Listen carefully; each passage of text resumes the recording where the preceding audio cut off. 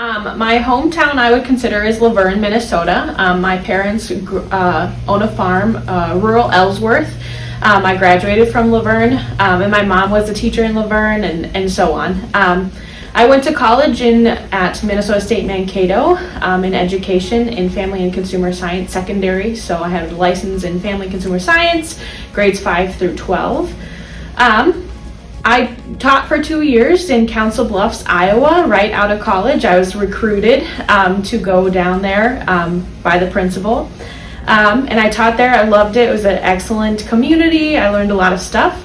But I wanted to be back home eventually. So I moved back home in 2015 to Laverne. And I got a job as the Nobles County 4-H program coordinator here in Nobles County. So that's where I started falling in love with the Nobles County Worthington communities and all it has to offer.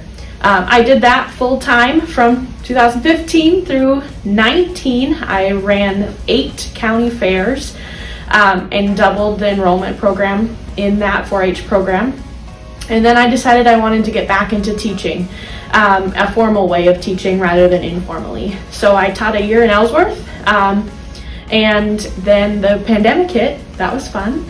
But then I got a job at the Worthington Middle School teaching FACS for the 2021 school year. So I started there.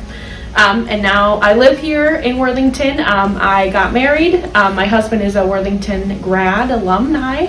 And we just had our first baby, Leo, at the end of the school year in May. So what made you get, did you say your mom was a teacher? Yes. Okay, is that why tell me why you got into education. Yeah, I think always I just possessed leadership skills. So growing up, I always helped out at church, or I babysat, or I did 4-H as a kid, where I led a lot of different projects and opportunities where I got to be in charge and lead. And I think that all of those experiences guided me to the fact that I have these communication skills, I have these natural ability to connect with people and youth, and so what better to do that in a hands-on way as a teacher. And so a lot of great role models through my life that kind of guided me to this point. So tell me about your new position. I'm still learning every day. So I am now the Dean of Students here at the Learning Center, and I will be working with youth and students to recover credits and get them caught up in their graduation, and hopefully we get them to graduate in their 4 years just with like their other classmates. I'll also be working with our online school Vibe and coordinating the Edge After School program and the summer school programs to just provide extra opportunities for kids to learn. Tell me about working in the Learning Center environment as opposed to the classroom. I think the Learning Center has the privilege of having a more personalized education for the youth.